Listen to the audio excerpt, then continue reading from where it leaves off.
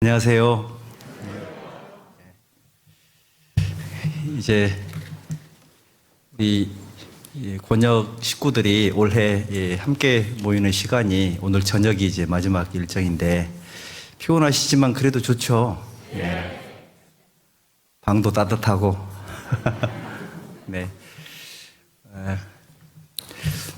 또 이제 조금 제가 설교를 마친 이후에 사실은 모든 분들이 기대하고 있는 찬양의 밤 시간이 있는데 이번에 약간 좀 전투력이 느껴집니다.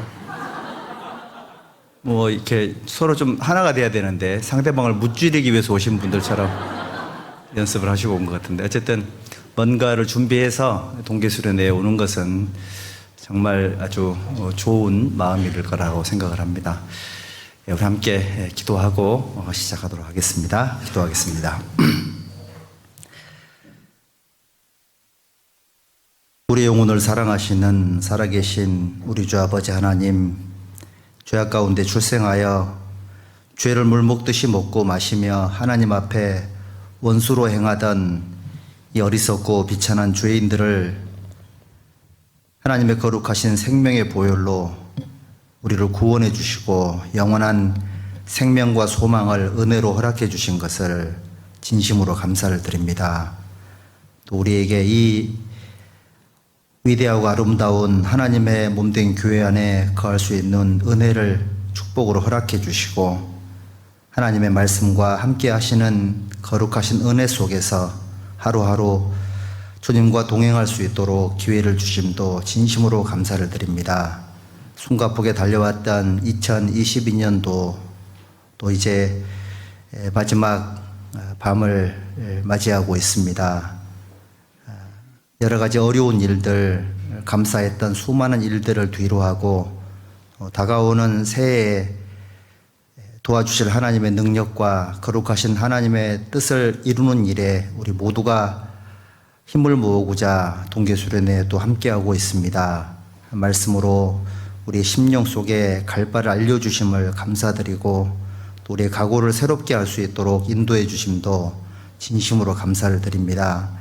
참여하신 모든 분들, 또 각 가정에서 말씀을 듣고 계시는 모든 분들, 다가오는 새해에는 더욱 하나님 말씀에 붙잡혀서 하나님의 은혜에 보답하는 아름답고 복된 날들로 채워주시고 또 우리 권역에 교제하고 있는 모든 교회들, 하나님께서 함께 하시는 은혜 속에서 계획한 모든 일들, 이뤄진 영혼들에게 복음을 전해서 구원받게 하는 일, 그리고 성도들이 더욱 하나가 되어서 서로 사랑하는 일, 그 모든 일들 속에 하나님의 거룩하신 능력으로 함께해 주시고 큰 은혜로 도와주시기를 간구합니다. 오늘 이 소중한 말씀 시간의 시종 또한 주 성령께서 다스려 주시고 우리 마음속에 은혜의 말씀이 깊이 심겨질 수 있도록 인도하여 주시옵소서. 예수님의 이름으로 기도드렸습니다. 아멘. 자, 우리 신약 성경 빌립보서 1장을 찾겠습니다.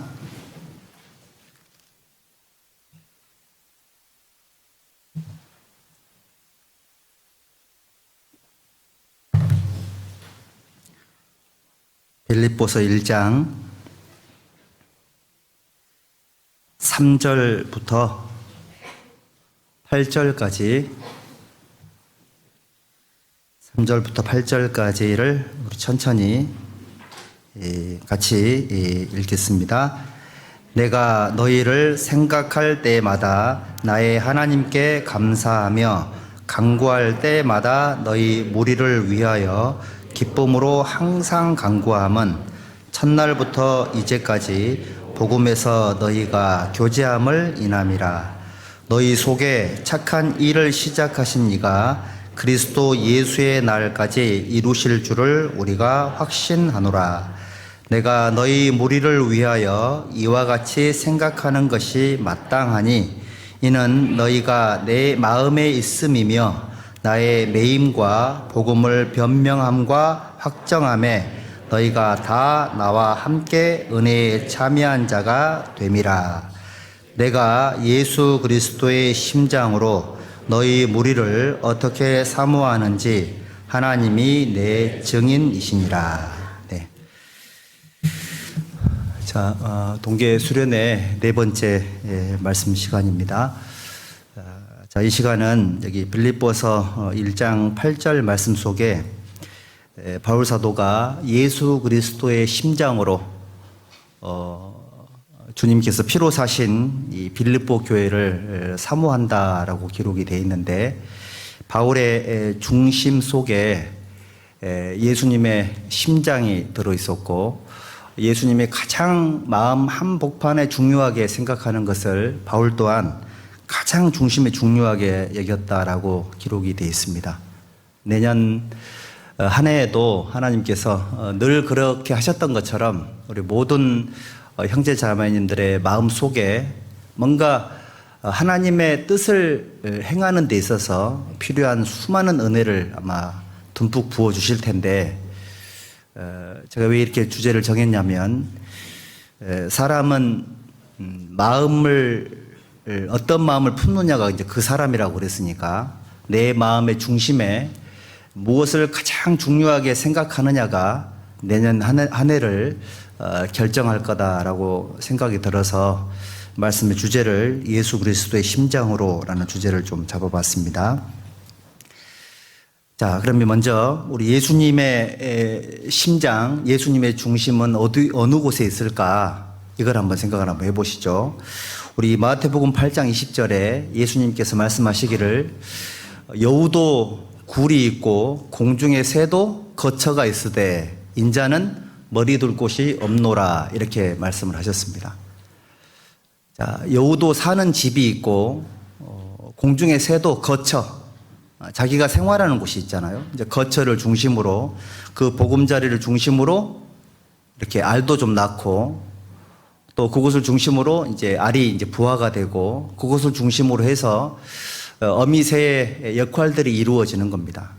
예수님도 이 세상에 오신 목적이 예수님의 거처를 만들기 위해서 이 세상에 오셨다라고 기록을 한 겁니다.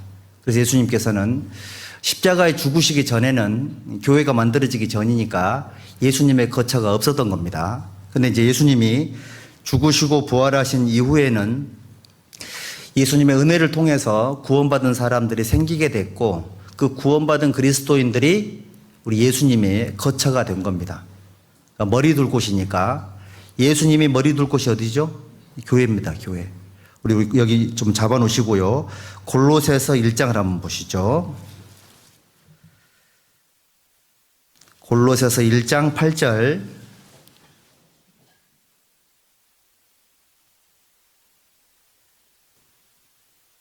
(1장 18절입니다) 죄송합니다. 골로새서 1장 18절 함께 읽어볼까요? 그는 몸인 교회의 머리라. 그가 근본이요 죽은 자들 가운데서 먼저 나신 자니 이는 친히 만물의 으뜸이 되려 하심이요. 예수님이 머리 둘 곳을 찾으러 오셨다가 머리 둘 곳을 만드셨죠, 직접. 그곳이 어디냐면, 그는 몸인 교회의 머리라고 했으니까 이 구원받은 그리스도인들의 이 모임, 이 교회가 예수님의 거처가 되는 겁니다. 예수님이 거할 집이 되는 것이고, 예수님이 거할 집이라는 얘기는 예수님이 그 새가 자기의 보금자리를 중심으로 자기 삶의 계획을 실행시키는 것처럼 예수님도 교회를 중심으로 거처로 삼아가지고 당신의 모든 선한 계획들을 이루어 가신다라는 의미를 갖고 있는 겁니다. 우리 시편 132편도 보시죠. 시편 132편입니다.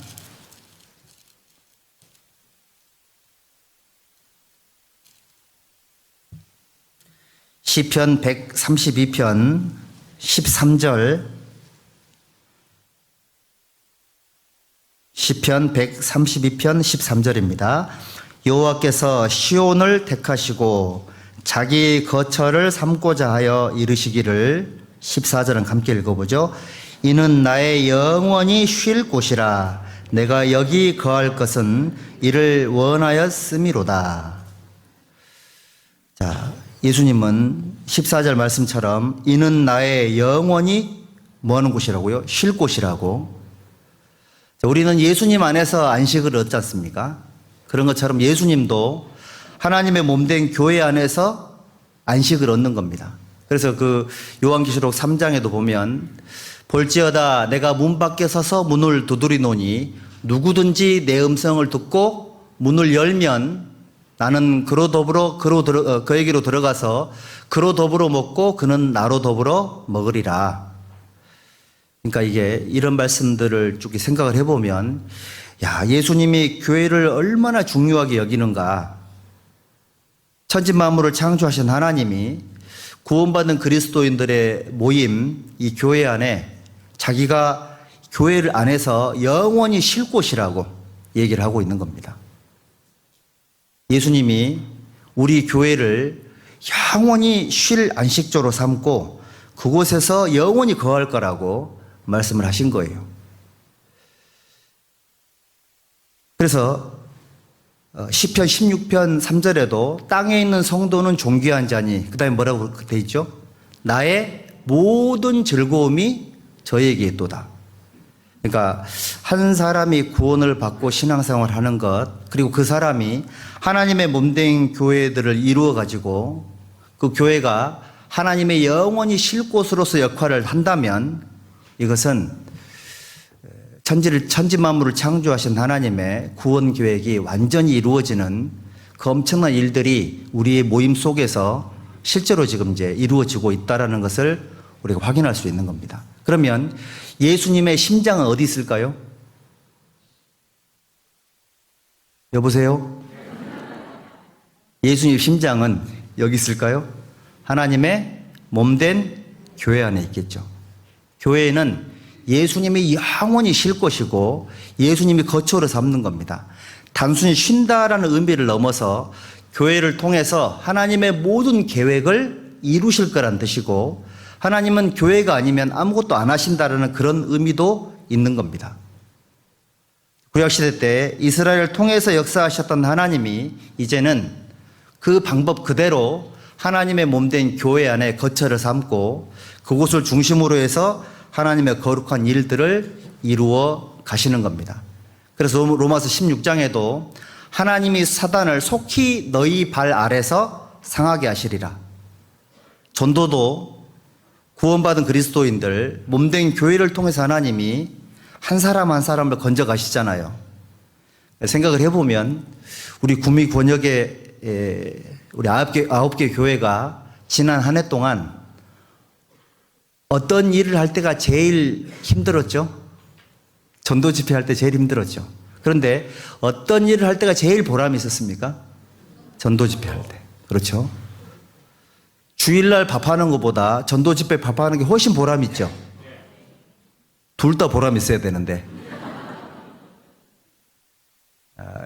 정말 힘들고 어려운 일이지만 어떤 교회는 아마 말씀 듣는 사람이 한 사람이 없어가지고 정말 아주 속이 타는 마음으로 집회를 했던 그런 교회들도 있을지 몰라요.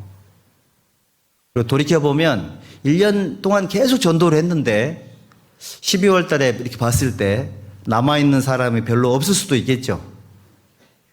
어쨌든 간에 우리는 결과는 하나님께 맡겨야 되고 뭐가 중요한 거냐면 우리 예수님이 마음의 중심을 교회에 두고 있으니까 교회 안에서 하나님의 선하신 계획들이 다 이루어지고 있는 거니까 이 속에 있다라는 것이 얼마나 중요한 걸 우리 이해를 해야 되고 이 속에서 행하는 모든 일들은 하나님과 관계가 있을까요, 없을까요? 관계가 엄청나게 있는 거죠. 하나님의 모든 계획이 교회 속에 들어있는 겁니다, 여러분들. 그래서 여기 에베소서 보시죠. 에베소서 3장에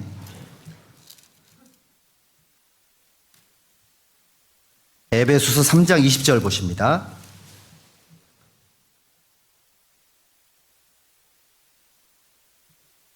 에베소서 3장 20절과 21절 우리 가운데서 역사하시는 능력대로 우리의 온갖 구하는 것이나 생각하는 것에 더 넘치도록 능히 하실 이에게 교회 안에서와 그리스도 예수 안에서 영광이 대대로 영원 무궁하기를 원하노라. 아멘. 아멘이라고 마침표를 찍었잖아요. 바울 사도는 예수님의 심장을 이해했던 사람이고 예수님이 교회를 얼마나 중요하게 여기는지를 알았던 사람이니까 여기 아멘이라고 마침표를 찍은 겁니다. 우리가 뭐 알아야 되냐면 예수님은 교회를 통해서 역사하시고 교회가 구하는 것, 교회가 생각하는 것보다 훨씬 더 넘치도록 능히 이루시는 분이시라고 기록이 되어 있죠. 그러니까 교회가 뭔가를 계획을 했다면 이거는 하나님의 계획인 것이고 우리가 비록 믿음의 한계 또는 여러 가지 한계 속에서 충분한 계획을 세웠다고 생각할지라도 하나님 보시기에는 모자라지 않겠습니까? 그렇겠죠? 근데 하나님은 그런 것까지 감안해가지고 넘치도록 능히 역사하실 거라고 기록이 되어 있는 겁니다. 그리고 우리가 뭘 깨달아야 되냐면 여기 보시죠. 18절에 능히 모든 성도와 함께 지식에 넘치는 그리스도의 사랑을 알아 그 넓이와 길이와 높이와 깊이가 어떠한 것을 어떻게 하라고요? 깨달아 하나님의 모든 충만하신 것으로 너희에게 충만하게 하시기를 구하노라. 이거를 충분히 깨달으라고 말씀을 하고 계시는 겁니다. 깨하고 소금을 더하면 뭐죠? 깨하고 설탕을 더하면 뭐예요? 깨설탕? 아직 못 깨달으셨구나. 깨달음죠, 깨달음. 이거 웃겨서 웃으시는 겁니까? 어이없어서 웃으시는 겁니까? 근데 보십시오. 성경의 수많은 지혜들이 말 그대로 오픈 시크릿입니다.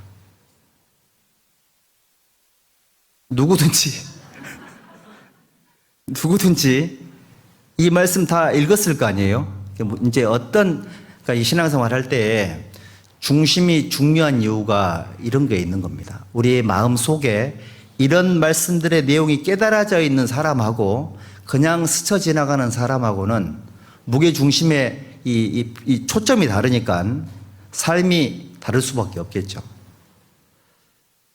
우리 이거 알아야 됩니다. 예수님의 심장, 예수님의 중심은 교회 안에 있고 교회를 하나님이 영원히 쉴 곳이라고 생각을 했으니까 이거를 생각을 해보면 그러면 내가 신앙생활을 잘 하려면 나는 내 심장은 어느 곳을 향하고 있어야 될 거냐, 내 마음의 중심은 어떤 곳을 향하고 있어야 될 거냐, 어떤 거를 가장 중요하게 생각을 하고 있어야 될 거냐, 이거는 이제 우리 몫으로 돌아오는 겁니다. 여러분들 이스라엘 민족이 출애굽을 하고 나서 40년 동안 광야에서 생활을 했잖아요. 그런데 광야 생활을 할 때에 성막을 중심으로 해가지고 동서남북에 텐트를 쳤죠. 세 지파씩 텐트를 쳐가지고 성막을 중심으로 40년을 생활을 했던 겁니다. 마찬가지로 이스라엘 민족이 이제 가나안 땅에 들어가서 솔로몬이 성전을 지었잖아요. 솔로몬이 성전을 짓고 나서 하나님 뭐라고 말씀하셨냐면 1년 3차 성인 남자들은 1년 3차 무조건 예루살렘에 올라와야 된다. 이렇게 말씀을 하셨고 성전을 중심으로 해가지고 이스라엘 민족이 하나님을 섬기면서 신앙생활을 했다라는 것을 우리가 잘 알고 있는 겁니다. 그렇잖아요? 성전 중심으로 신앙생활을 한 겁니다. 성전은 하나님의 임재의 상징이죠. 하나님이 계신 그곳, 하나님이 거하시는 그곳에서 하나님이 죄인들을 만나주시고 죄인들을 구원해 주시고 하나님과 관계를 회복시켜 주시고 그곳을 중심으로 해가지고 하나님과 사람과의 화목이 이루어졌고요. 또 사람들과의 화목 또한 성전을 중심으로 하나님을 중심으로 해가지고 상하 좌우로 이런 관계들이 회복이 되고 다시 하나님 위해 살 수 있는 그런 힘들이 성전을 중심으로 법궤를 중심으로 해서 계속 있었던 겁니다. 이게 뭘 의미하는 거냐면 우리도 구원받은 그리스도인들이 이제 어떻게 해야 되냐면 신앙생활 할 때 우리도 성전 중심으로 하나님 중심으로 하나님께서 사람들의 죄를 사하는 곳, 하나님이 죄인들을 만나주는 곳, 그리고 하나님이 구원받은 그리스도인들 속에서 역사하는 그곳을 중심으로 해가지고 신앙생활을 해야 될 것을 우리에게 가르쳐 주시는 거예요. 자, 그렇다면 우리 이걸 생각을 해봐야 됩니다. 사람이 건강하려면 코어 라인이 중요하다 하잖아요. 여기 척추 라인 있지 않습니까? 척추 라인이 중요하다고 합니다.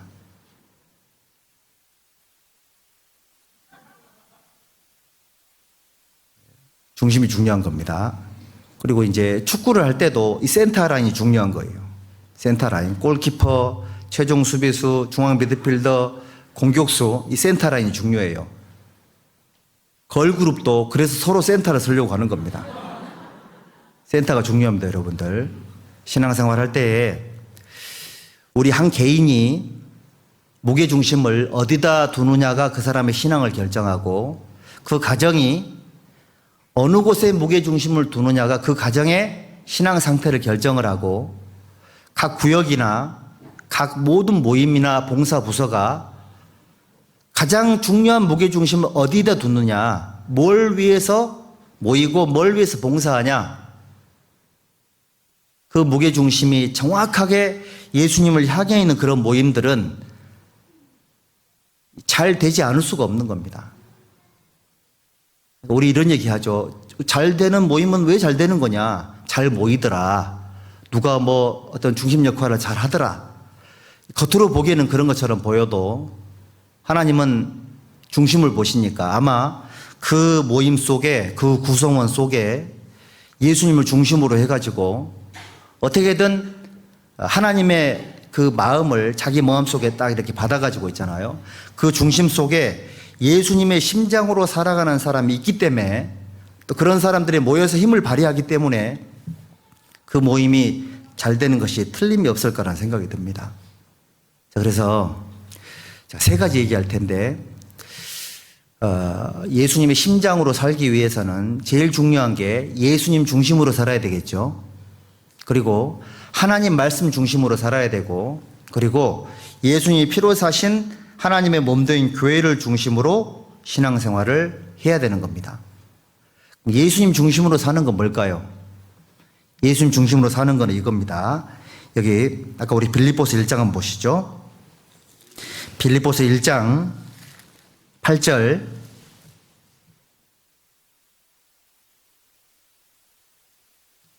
(1장 8절에) 내가 예수 그리스도의 심장으로 너희 무리를 어떻게 사모하는지 하나님이 내 증인이시라. 예수님의 심장은 교회를 향해 있죠. 교회가 하는 가장 중요한 일이 뭡니까? 잃어진 영혼들을 구원하는 일이잖아요. 그렇죠? 예수님 중심의 삶이 뭐냐면 이겁니다. 여기 5절 함께 읽어볼까요? 첫날부터 이제까지 복음에서 너희가 교제함을 인함이라. 예수님 중심의 삶은 한 개인이나 모든 모임들이 영혼을 구원하는 일을 중심으로 모이고 계획을 세우고, 전도와 선교 중심으로 또는 전도 집회 중심으로 그런 목적으로 모임을 하고 기도하고 봉사하고 이렇게 하는 것이 예수님 중심의 삶이다라고 볼 수가 있는 겁니다. 교회가 있잖아요. 연간 계획 세우죠. 연간 계획을 세울 때 뭘 중심으로 세우는지 다 아시죠? 대전도 집회를 중심으로 계획을 세웁니다. 대집회를 중심으로. 총회에서는 학예 수양회를 중심으로, 맞죠? 학예 수양회, 축예 수양회, 충계 수양회, 전국 교회가 함께 모여서 전도하는 큰 전도 집회를 중심으로 계획이 세워져요. 그러면 예수님 중심으로 사는 사람들은 내년 계획을 세울 때 무슨 계획을 제일 먼저 세워야 될까요?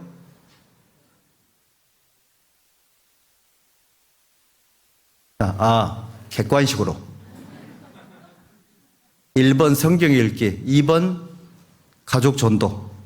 답이 몇 번이에요? 그렇죠. 예수님 중심으로니까 내가 내년 계획을 세울 때 있잖아요. 어떤 계획이 제일 먼저 가 있어야 되냐면, 내가 구원받고 받은 그날부터 지금까지 기도했던 명단들 있지 않습니까? 이 명단들을 쭉 체크를 해가지고 전도하는 일을 중심으로 해가지고 계획을 세워야 돼요. 교회가 그렇게 하는 것처럼 교구도 마찬가지입니다. 교구도 전도 집회를 중심으로 계획을 세워야 되고 구역도 전도를 중심으로 계획을 세우는 거예요. 구역은 전도하는 곳이니까요. 그렇죠? 우리가 각 지역에 흩어져 있는 이유가 살고 있는 지역, 내가 직장 생활을 하고 있거나 사업을 하고 있는 그 지역이 선교 지역이니까요. 그래서 구역 모임이 존재하잖아요. 구역 모임 할 때도 제일 많이 나오는 간증이 뭐죠? 기도 부탁이 제일 많이 나오고 전도 계획이 제일 먼저 나오지 않습니까? 이게 예수님을 중심으로 사는 사람들이기 때문에 누가 가르쳐 주지 않아도 복음 중심의 신앙생활을 할 수밖에 없는 것이 하나님이 그렇게 인도하셨기 때문에 그래요.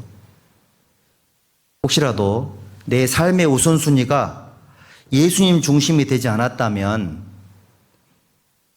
다시 말해서 전도하는 일을 내 삶에 가장 앞에 두지 않았다면 이 중심이 시작부터가 어긋나 있는 거예요. 그럼 있잖아요. 헝클어질 가능성이 높아요. 뭔가 구심점이 있어야지만 헝클어지거나 멀리 갔거나 빗나갔을 때도 구심점이 있어야지만 돌아올 거 아니에요. 기준을 중심으로 해가지고. 그런 것처럼 신앙생활을 하면서 전도 계획이 없는 신앙생활은 이거는 문제가 좀 있는 겁니다. 가장 중요한 걸 놓치고 덜 중요한 것에 집중을 하게 되면, 물론 그것이 뭐 나쁘다고 볼 수는 없겠지만 이것이 중심이 빗나간 상태의 계획이기 때문에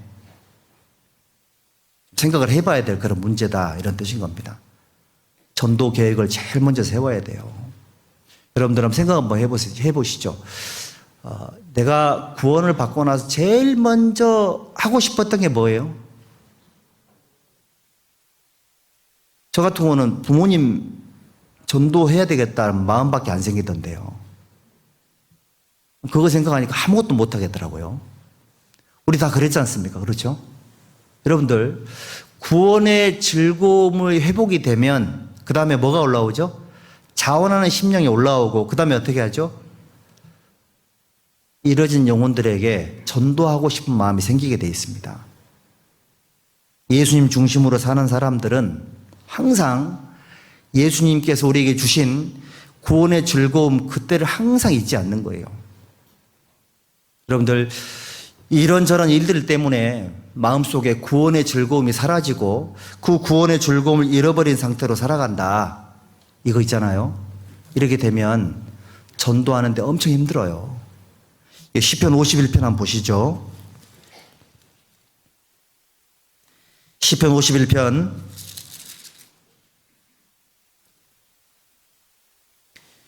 12절 13절.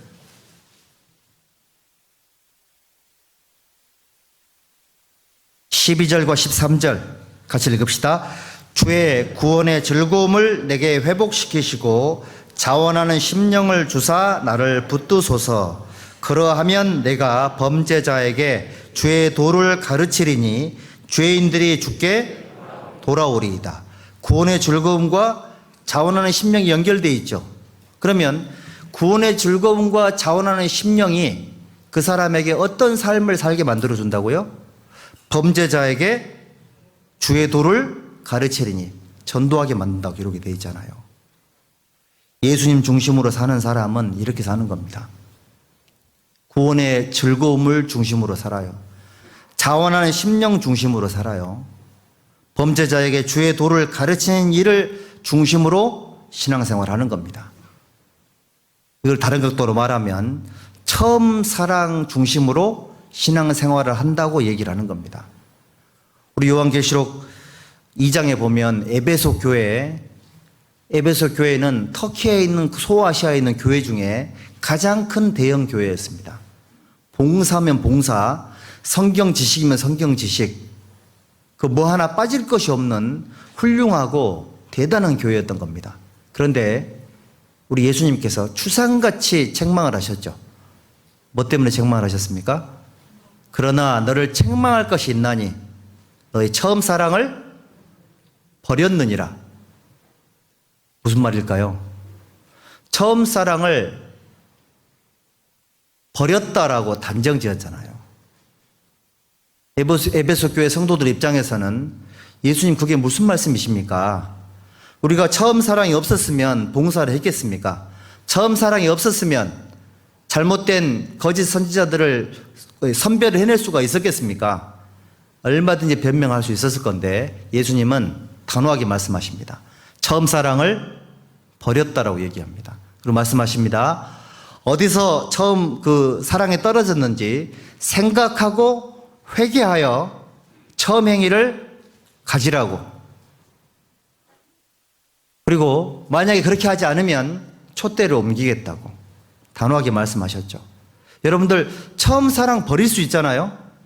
그런데 중요한 게 뭐냐 하면 촛대를 옮기신답니다. 무슨 말씀일까요? 더 이상 역사를 할 수 없는 상황이 된다는 얘기죠. 수많은 기도 부탁들, 수많은 전도의 시도들, 수많은 어떤 교회의 수많은 에너지들이 모아진 일들이 굉장히 많은데 그러함에도 불구하고 촛대가 옮겨지면 하나님 역사하지 않으면 결과가 없을 거다. 이런 뜻인 거잖아요. 이게 왜 그런 얘기를 했냐면 우리 마음 속에 우리가 아무리 교회 안에서 이제 이리저리 이렇게 어려운 일을 많이 겪고 이렇게 한다 할지라도 어떤 경우에라도 하나님을 향한 그 순수했던 처음 사랑, 그 맑았던 그 마음, 그 순진무구했던 그 마음 있잖아요. 그 마음을 잃어버리면 사실은 다 잃어버리는 거 아니냐 이런 뜻인 겁니다. 동기의 순수함을 잃어버리면 시작이 잘못된 거니까 그 위에 아무리 다른 걸 많이 세워도 하나님이 그거 불어버리면 그만인 겁니다. 우리 형제 자매님들 마음속에 처음 사랑을 잃어버리지 않도록 기도하셔야 돼요. 우리 마태복음 18장에 제자들이 예수님께 물어봅니다. 예수님, 천국에선 누가 큰 자입니까? 예수님 하도 기가 막혀가지고 천국에 들어가지도 못하는 사람들이 천국에서 누가 크냐고 얘기하고 있으니까 어린아이 하나를 딱 앞에다 세워놓고 자, 누구든지 이 어린아이와 같이 마음을 낮추지 않는 사람은 천국에 못 들어갈 거라고 그렇게 말씀하셨죠? 그리고 그 다음에 누구든지 크고자 하는 자는 이 어린아이처럼 마음을 낮추는 사람, 어린아이처럼 되는 사람, 이 사람이 천국에서 큰 사람이 될 거라고 이렇게 말씀을 하셨습니다. 무슨 의미일까요? 어린아이처럼 이쁜 짓을 하라는 얘기일까요? 어리광 부리라는 얘기가 아니죠. 어린아이들의 최고의 장점이 뭡니까? 순수함이잖아요. 맑고 깨끗함. 속이 다 들여다 보임. 근데 그게 어린아이들의 최고의 장점이죠. 각 구원받은 그리스도인들을 보면 교회 모든 형제자매님들이 가서 뭔가 한마디 얘기해 주려고 그래요. 그렇죠? 도와주려고. 안 그러시는가? 아니, 누가 구원을 받고 모임에 들어왔습니다. 구원 과정이 너무 확실하고 너무 이 하나님을 향한 마음 너무너무 이뻐요. 그러면 지나가면 그분 보면은 인상 써집니까? 웃음이 나옵니까? 웃음이 나오죠? 따뜻한 미소를 주고 싶고, 커피 한 잔 사주고 싶고, 뭔가 내 경험 얘기해 주고 싶고, 그게 우리 마음인데, 왜 그런 마음이 왜 생길까요? 자기 어렸을 때 그랬거든요. 자기 어렸을 때 자기 모습 보는 것 같아가지고, 나도 모르게 웃음이 나오는 겁니다. 왜 할아버지들이 손주들을 이뻐할까요?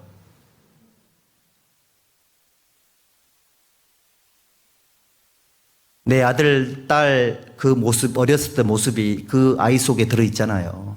생명이 연결되어 있지 않습니까? 그 모습들을 우리가 보고 있는 겁니다, 여러분들. 그러면, 그래서 교회에서 꾸준하게 구원받는 사람들이 나오고, 생기게 되면 그분들의 행동과 간증을 통해서 우리 자신이 돌아봐지게 되고, 내가 하나님의 일을 한다고 너무 때가 묻었구나. 내가 너무 머리를 굴리고 살고 있구나. 내가 너무 어린아이의 그 순수함을 잃어버리고 살고 있구나. 하나님만을 위해서 살고자 했던 내 마음이 언제부턴가 사람의 눈을 의식하고 있구나. 그런 자기 모습을 발견할 수 있죠. 예수님 중심으로 산다라는 것은 처음 사랑 중심으로 사는 것을 의미하는 겁니다.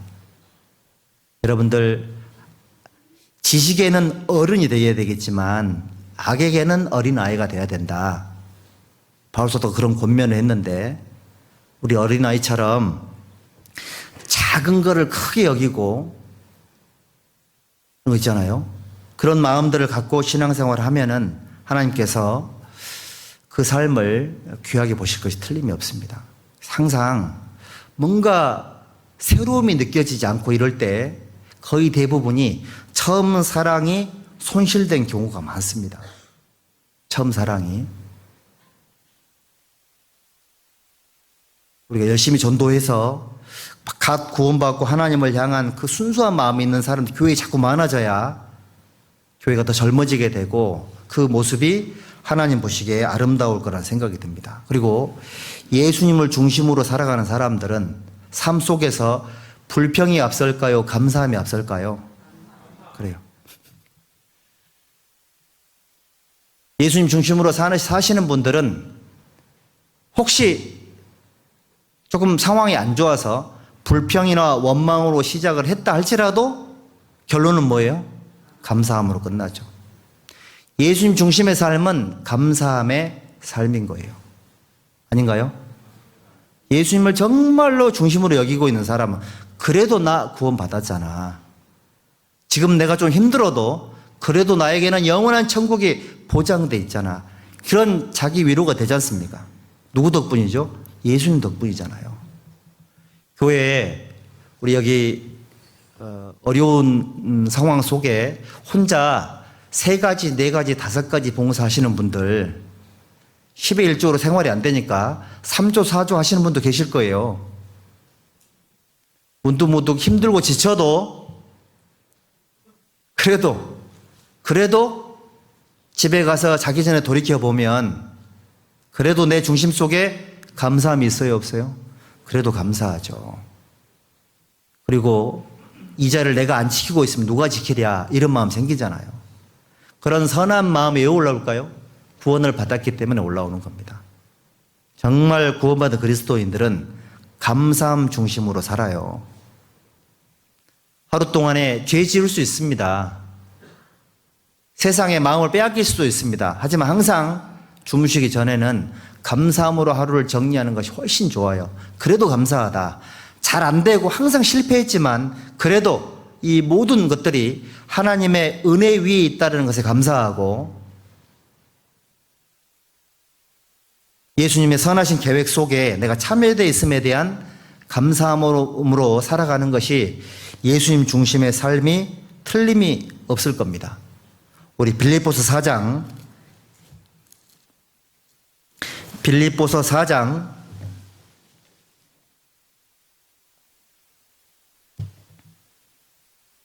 7절과 8절, 6절, 7절 잘 알고 있는 말씀이실 텐데 우리 천천히 같이 읽어볼까요? 아무것도 염려하지 말고 오직 모든 일에 기도와 간구로 너희 구할 것을 감사함으로 하나님께 아뢰라. 그리하면 모든 지각에 뛰어난 하나님의 평강이 그리스도 예수 안에서 너희 마음과 생각을 지키시리라. 그리스도 예수 안에서가 예수님의 심장을 말하는 거예요. 자, 염려로 시작을 했어도 감사함으로 하나님께 아뢰면 감사함으로 하나님께 기도하는 사람의 중심 속에 예수님의 심장이 들어가는 겁니다. 예수님은 항상 하나님께 감사했잖아요. 그러니까 우리가 비록 염려로 시작을 했고 불평이 있고 실패도 했고 낙담도 했지만 그래도 감사함으로 하나님께 기도하면 예수 그리스도의 심장으로 그 중심으로 말미암아 우리 마음속에 감사함이 생기게 돼 있는 거다 이렇게 말씀하셨습니다. 찬양을 들어도 감사 찬양 이런 거. 그걸 들으면 좋아요. 그런 거 들으면 좋습니다. 왜냐하면 사람의 마음 속에 감사함으로 기도하면 상황은 바뀌지 않아도 마음은 지켜진다라고 기록이 돼 있잖아요. 여러분들 저희들은 있잖아요. 천국의 영원한 생명과 영원한 축복과 행복이 보장이 돼 있는 사람들이니까 세상에 사는 동안에는 마귀가 저희들을 내버려 두질 않아요. 세상의 임금이 마귀니까 세상 또한 우리를 내버려 두질 않습니다. 또 세상과 마귀가 항상 내 마음을 부추겨가지고 주님이 살고자 하는 마음을 내버려 두질 않습니다. 어떻게 해서든 손상을 시키고 어떻게 해서든 데미지를 가해가지고요. 감사함을 무너뜨리려고 하는 거예요. 그럴 때마다 감사로 모든 상황들을 정리하는 훈련을 해야지만 이게 예수 그리스도의 심장으로 살아가는 사람들의 삶의 아주 중요한 모습이 될 거라고 생각을 합니다. 자, 그리고 예수님 중심으로 살아간다는 얘기는 말씀 중심으로 살아가는 건데요. 우리 시편 138편 보시죠. 시편 138편에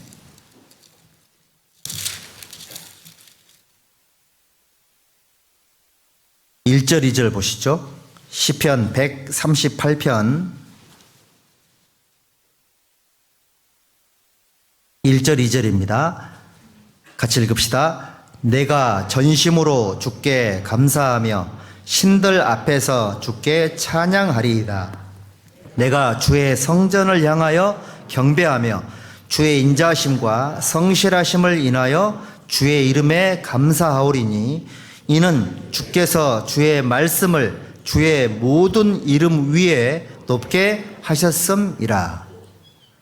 여기 2절 끝부분에 주께서 주의 말씀을 주의 모든 이름 위에입니까? 아래입니까? 위에죠. 사도행전 4장 12절에 천하 인간에게 구원을 얻을 만한 다른 이름을 주신 일이 없음이라고 기록이 되어 있잖아요. 예수님의 이름이 구원인데 예수님의 이름이 얼마나 높냐고요. 그런데 예수님의 그 구원이라는 이름보다 뭐가 더 높다고요? 말씀이 훨씬 높은 거다. 여러분들 성전 중심의 삶은 말씀을 중심으로 살아가는 것을 의미하는 겁니다. 다 알고 계실 건데 여기에 깊이를 더하셔야 돼요. 여기에 깊이를 더하셔야지만 예수님 중심의 삶이 뭔지를 알 수가 있습니다. 깊이를 더하지 않으면 순간순간 불순물들이 많이 들락날락해요. 손상을 입습니다.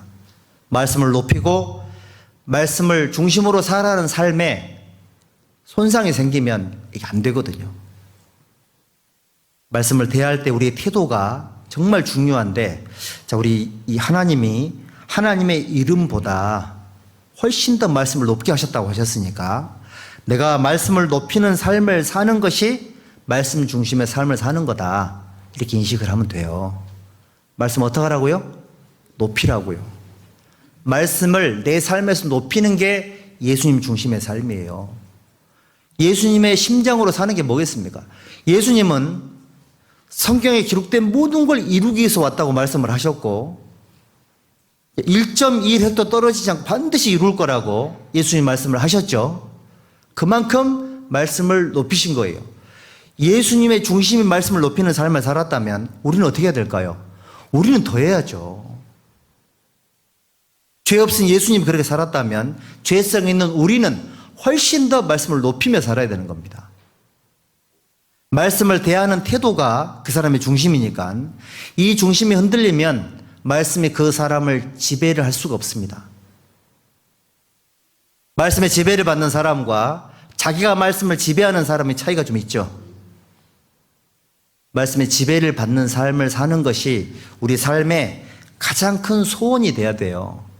바울 사도가 복음 전할 때 내가 하나님의 말씀에 붙잡혀서 예수는 그리스도라고 밝히 증거했다고 기록이 되어 있잖아요. 왜 그런 은혜를 줬을까요? 바울 사도가 말씀을 높였기 때문에 그래요. 예수님의 심장으로 살았기 때문에 그런 일이 생기는 겁니다. 새해 내 삶의 소원이 하나님 말씀을 제일 높이 올려야 되겠다. 이런 마음을 가져야 됩니다. 자, 그래서 전도서 7장을 보시면 이런 구절이 있죠. 전도서 7장 1절 2절.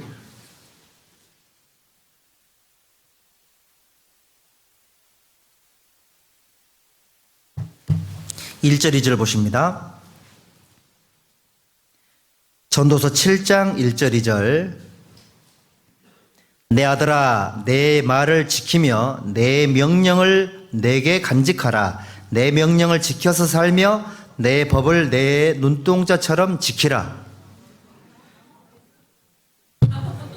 제가 뭐 얘기했습니까? 잠언 7장. 깨어 있으셨네요. 아마 주무셨던 분들은 이게 뭔 일이냐 하고 지금 아마.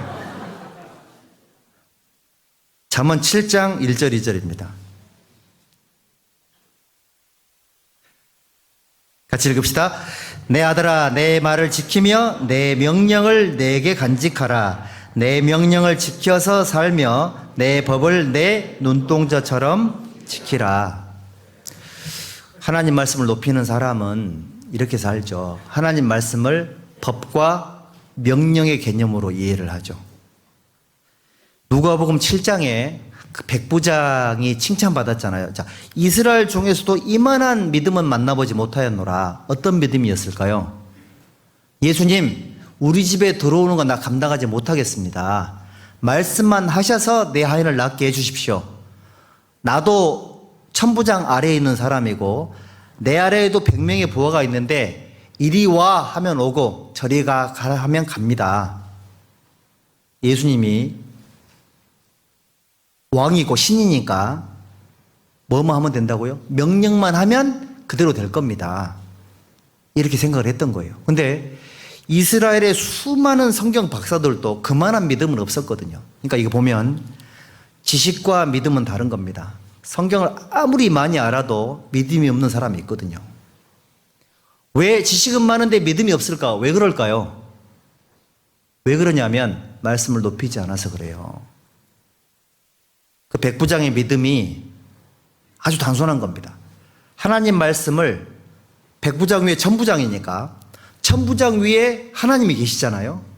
그렇게 이해를 했기 때문에 말씀만 하시면 병이 나을 거라고. 제가 교회학교 애들이 암송했던 것 중에 제일 듣기 좋은 암송이 뭐냐면 저가 뉘기에 바람과 파도도 순종하는 거. 저가 뉘기에 애들이 그렇게 외우더라고. 유치부 애들이. 근데 그게 그렇게 듣기 좋더라고요. 저가 뉘기에 바람과 파도도 순종하는 거. 내 말 듣고 바람과 파도가 순종 안 하죠? 세균도 내 말 안 듣잖아요. 독감 세균이 내 말 듣던가요? 타이레놀 말을 듣죠. 여러분들 보십시오. 바람, 파도, 세균, 귀신 다 하나님 말씀을 법으로 인식을 하고 있고요. 명령으로 인식을 해요. 그러니까 100% 순종을 하는 겁니다. 심지어는 사망도 죽은 사람도 일어나 그러면 나오잖아요. 유일하게 순종하지 않는 게 누구죠?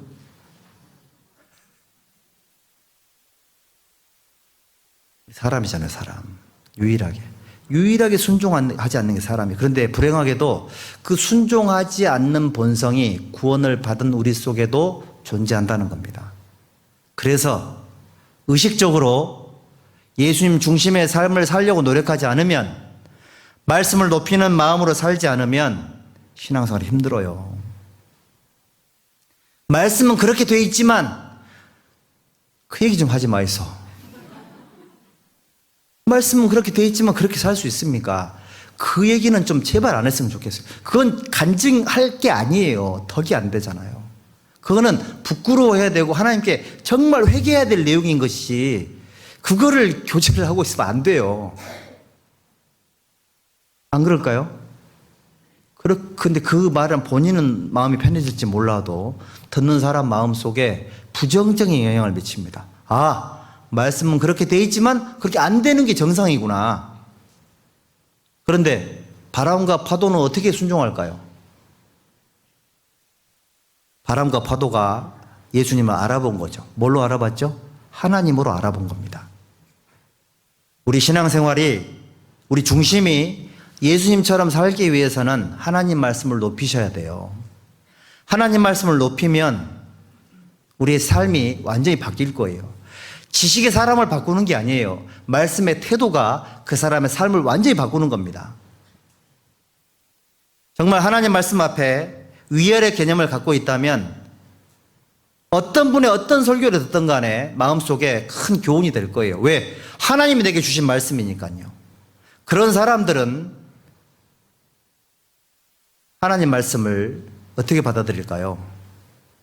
모든 상황 속에 어떤 모임이든지 간에 어떤 말씀이든지 간에 전부 다 하나님이 나에게 주시는 말씀이다라고 인식을 하기 때문에 그 사람의 신앙생활은 반짝반짝 빛날 수밖에 없는 거예요. 그리고 말씀을 높이는 삶이 왜 중요하냐면 여기 시편 40편 보시죠. 시편 40편 8절 보십니다.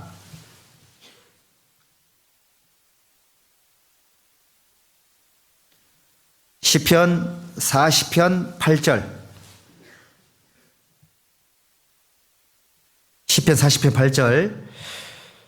나의 하나님이여 내가 주의 뜻 행하기를 즐기오니 주의 법이 나의 심중에 중심에 있나이다 하였나이다. 여러분들 보세요. 하나님의 뜻을 행하는 게 즐겁다라고 기록이 되어 있죠. 그러면 우리 신앙생활을 오래 했던 우리의 삶을 돌아보면 하나님 말씀에 순종하는 게 마냥 즐겁기만 하던가요? 고개를 많이 흔드시네. 여러분들 하나님 뜻대로 살고자 하면 순종이 정말 힘들다는 걸 알아요. 그런데 그 힘든 순종을 그동안 우리가 해오면서 살아왔던 겁니다. 어떤 경우에 성공했을까요? 하나님 말씀을 높였을 때. 이 시편 기자는 이렇게 말합니다. 하나님의 뜻을 행하는 게 즐거운 사람은 어떤 케이스인 거냐? 그 말씀이 자기 중심 속에 있는 사람. 예수님의 심장 속에 하나님 말씀이 있었잖아요. 우리도 예수님을 닮아서 그렇게 살고자 하는 마음이 다 있을 거니까 그렇게 살려고 우리가 마음을 먹는다면 방법을 어떻게 해야 된다고요? 말씀을 높여야 돼요. 말씀을 하나님께서 내려주시는 개념으로 이해를 해야 됩니다. 그래야지만 하나님의 뜻을 행하는 게 즐거워요. 그리고 있잖아요. 말씀을 높이는 사람은 어떤 또 좋은 점이 있냐면 우리 신앙생활 하다 보면 이렇게 가끔씩 방향을 잃을 때가 있습니다. 가끔씩 방향을 잃을 때가 있고요. 가끔씩 슬럼프에 빠질 때도 있습니다. 회의감 속에 살 수도 있고 매너리즘에 빠질 때도 있고 신앙생활 속에 뭔지는 모르겠는데 뭔가 좀 재미가 없는 그런 어려움 속에 빠지기도 합니다. 그런데 하나님 말씀을 항상 높이고 있는 사람은 자기 속에 잃어버린 그 방향을 뭘로 찾을 수 있을까요? 어떻게 찾을 거예요? 하나님 말씀으로 하나님 방향을 잡아주죠. 그래서 빌립보서 2장 16절에 생명의 말씀을 밝혀 그랬잖아요. 생명의 말씀을 밝혀서 나의 다름질도 헛되지 않고 수고도 헛되지 아니하므로 그리스도의 날에 나로 자랑할 것이 있게 하려 하셨느니라.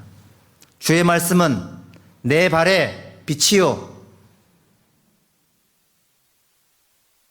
맞아요? 내 발에 등이요. 내 길에 빛이니이다. 이렇게 돼 있죠. 발, 등, 길, 빛이죠.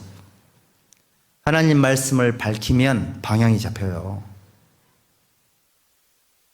방향이 잡힙니다. 그런데 말씀을 가장 높이지 않으면 말씀을 들어도 헷갈려요. 이렇게 그런 분들이 상담하러 오시면 하나님께 자기의 죄를 다 고하고 자기 속에 있는 괴로움을 다 충분히 기도한 다음에 말씀을 들어보시라고 그러면 하나님의 말씀 속에서 하나님 지혜를 주실 거라고 그렇게 말씀해드렸는데 거의 대부분은 그렇게 해결을 합니다. 그런데 어떤 분들은 해결이 잘 안 되세요. 왜 그런 줄 아세요? 말씀에 대한 태도와 개념이 그게 안 돼 있는 거예요.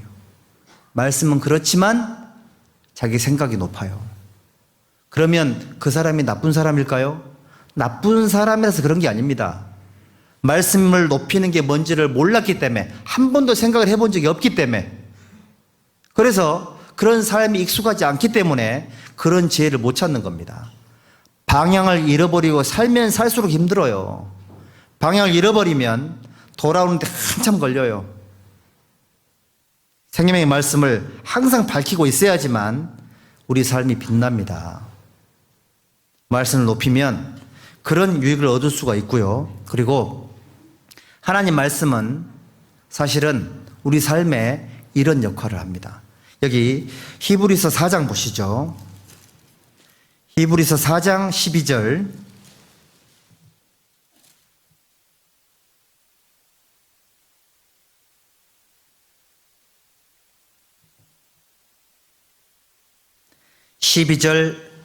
보십니다. 하나님의 말씀은 살았고 운동력이 있어 좌우의 날선 어떤 검보다도 예리하여 홍과 영과 및 관절과 골수를 찔러 쪼개기까지 하며 또 마음의 생각과 뜻을 감찰하나니 지으신 것이 하나라도 그 앞에 나타나지 않음이 없고 오직 만물을 우리를 상관하시는 자의 눈앞에 벌거벗은 것 같이 드러나느니라.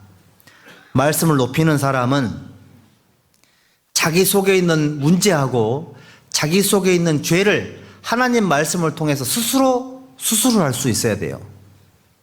자기의 마음을 스스로 수술할 수 있는 사람.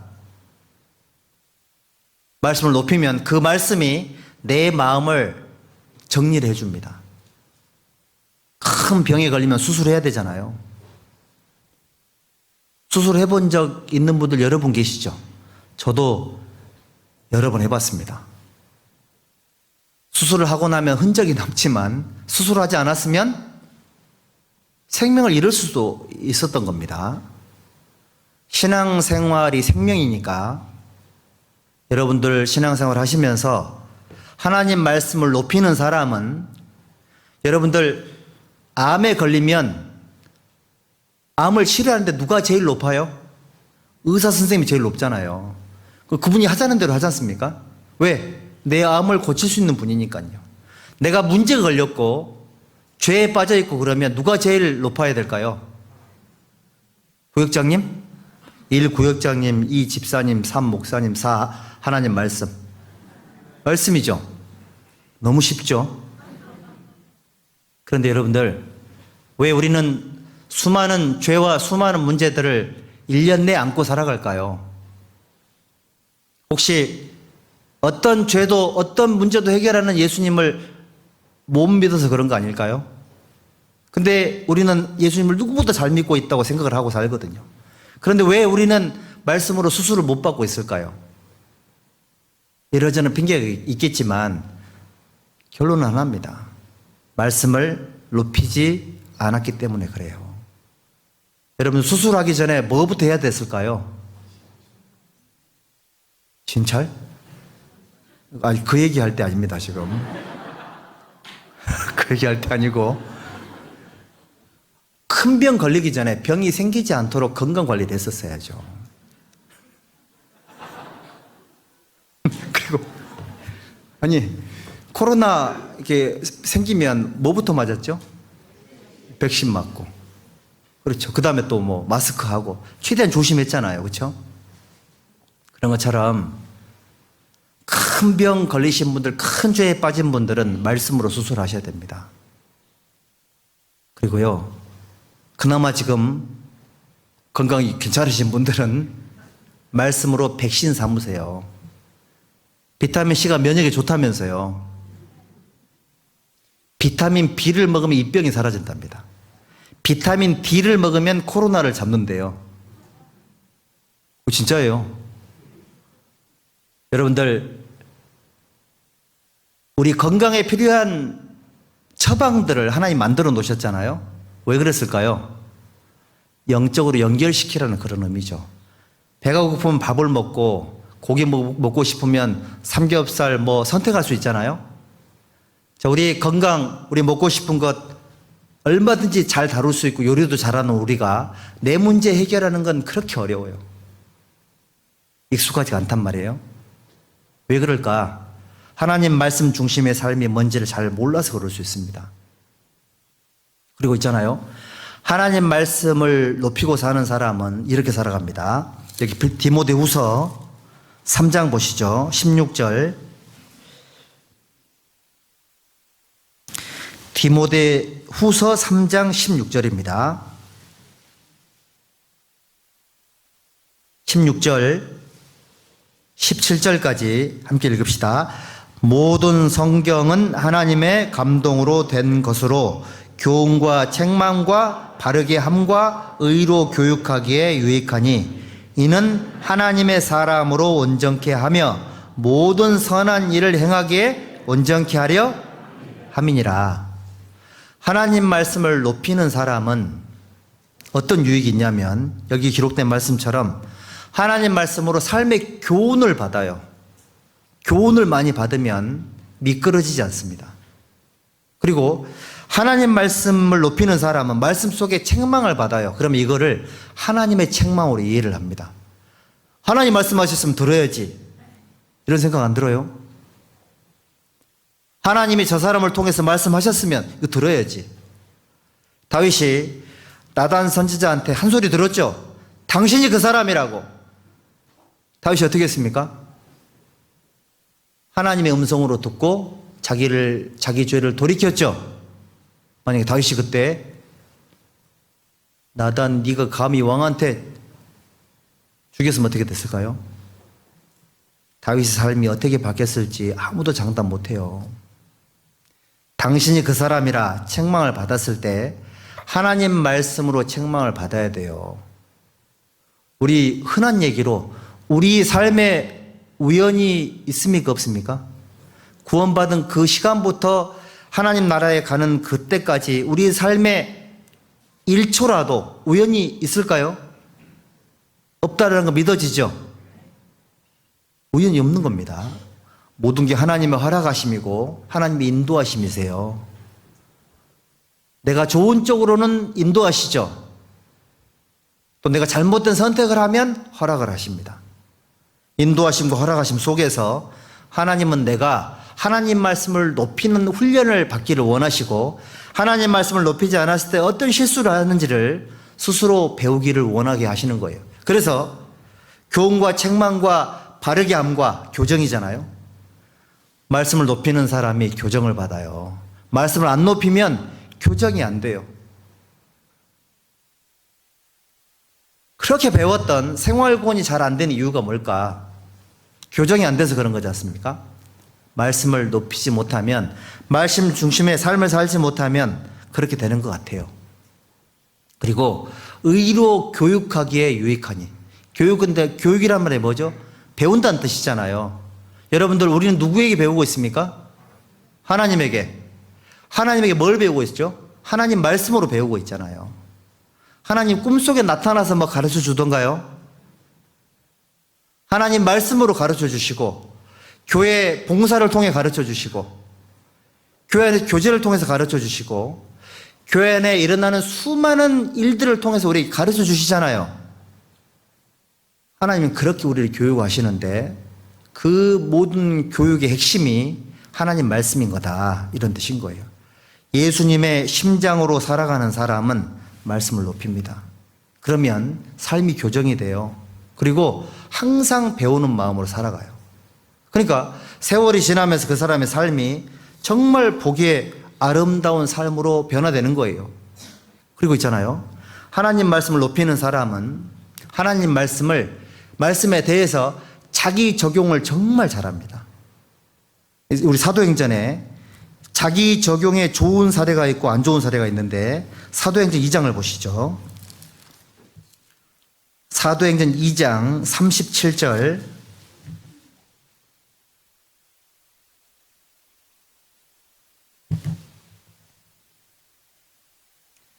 사도행전 2장 37절입니다.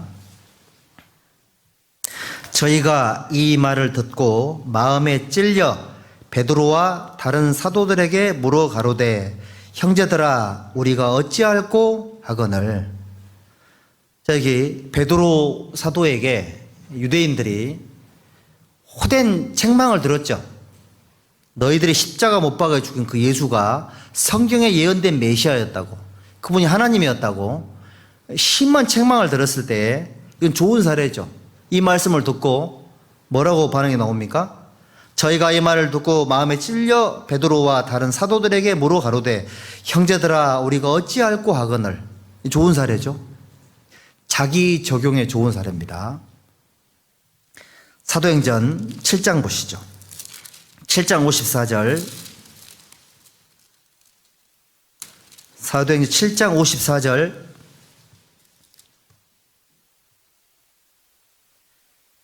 (54절에) 저희가 이 말을 듣고 마음에 찔려 저를 향하여 뭘 갈았죠?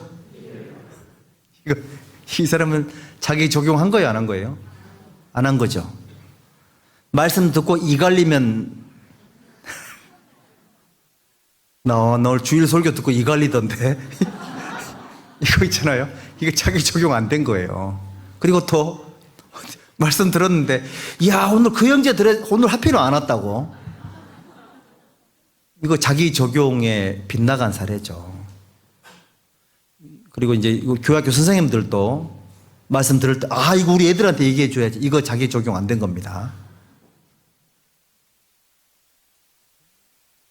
누구한테 이거 말해 줘야지 그 생각이 들거들랑 얼른 기도하세요. 회개하셔야 됩니다. 그거 누구 얘기해 주라고 하나님 소스 준 거 아니에요. 자기 적용에 게으르면 말씀을 잘못 이해하게 되고, 말씀을 계속 잘못 이해하게 되면 신앙의 가치관이 살짝 빗나가요. 그러다가 나중에 큰 문제가 생길 수도 있습니다. 그러면 그 수많은 함정들, 그 수많은 위험들을 해결할 수 있는 제일 좋은 방법이 뭘까요? 하나입니다. 말씀을 높이세요. 누구처럼? 예수님처럼. 예수님이 1.2획 중요히 여겼죠. 우리가 이제 피곤하니까 자다가 듣다가 졸다가 듣다가 할 수도 있을 텐데 성경이 예습이 잘 안 되는 거니까 복습을 부지런하게 해가지고 뭔가 유익이 됐다 싶으면 계속 들어가지고 있잖아요. 이 부분을 완전히 해결을 해야지만 다른 영역으로 하나님 인도를 하세요. 이거 대충 저거 대충 하다 보면 항상 그 상태예요. 우리 지금 단장님한테 우리 전도인 부부들이 혹독하게 지금 찬양 연습을 지금 당하고 있습니다. 그런데 해보니까 있잖아요. 최선을 다하는 것으로 안 돼요. 실력은 없어요. 그런데 최선을 다하는 것으로는 안 되겠더라고. 내 양심이 알겠더라고요. 어떻게 될까요? 자기가 할 수 있는 것에 200%를 해야 돼요. 픽사를 내더라도. 왜냐면 그 중심에서 나오는 픽사리는 감동이 안 되겠습니까? 밑밥을 까는 거예요. 그렇죠. 최선을 다하는 삶은 누구든 살아요. 지금 우리는 저희가 구원받고 지금 몇 년 차입니까? 지금은 최선을 다할 때가 아니에요. 지금 뭐 할 때일까요? 잘해야 될 때예요. 이제는 잘해야 될 때라고. 언제까지 준비만 하다가 주님 앞에 갈 거냐고요. 무슨 때라고요? 잘해야 될 때. 따라해 보시죠. 잘합시다. 따라 하셨어요? 잘해야 될 때입니다. 최선을 다하는 거는 마귀도 최선을 다해요. 세상 사람들 뭐 하나 꽂히면 진짜 막 완전 자기 삶을 불태우죠. 장애인 분들이, 그 몸이 불편하신 분들이 그 지하철 가가지고 출근 시간에 그 자기들의 뜻을 관철시키기 위해서 생명을 막 거기 걸잖아요. 그거 보면서 좀 배워지더라고요. 야, 저렇게 목숨을 던져서 저렇게 하는데, 또 그렇게 하는데 혼자 하는 게 아니에요. 같이 해. 뭘 위해서? 자기들의 뜻을 관철시키기 위해서. 한편으로 보면 멋있더라고요. 우리는 뭘 위해서 목숨 걸어야 될까요? 잘해야 될 때입니다. 그러려면 말씀을 높여야 돼요. 말씀을 높이 믿는 사람은 예수님의 심정으로 그 사람이 사는 사람이에요. 그러니까 항상 여러분들 말씀 들으러 올 때 하나님의 발 아래 앉아서 말씀을 받았던 마리아처럼 말씀을 받은 마리아였기 때문에 향유옥합을 깨뜨릴 수가 있었던 거예요. 말씀을 못 받았던 마르다는 밥하면서 투덜댔잖아요. 예수님은 다 알면서 왜 내 동생을 안 보내냐고. 날이 바쁜데. 무슨 차일까요? 말씀을 높이느냐 그렇지 않느냐의 차이가 신앙적인 퀄리티를 만들어내는 겁니다. 여러분들. 잘하고 싶지 않으세요? 아마 다 잘하고 싶으실 거예요. 정말 그렇다면 잘하고 싶은 마음이 있다면 게으른 자의 정욕이 그를 죽인다 그랬으니까 정욕만 있고 노력이 없으면 안 되겠죠. 하나님 말씀을 높이는 게 예수님의 심장으로 살아가는 거니까 말씀을 정말 높여보세요. 삶이 완전히 바뀔 겁니다. 그리고 있잖아요. 세 번째가 교회 중심의 삶이 바로 성전 중심의 삶이에요.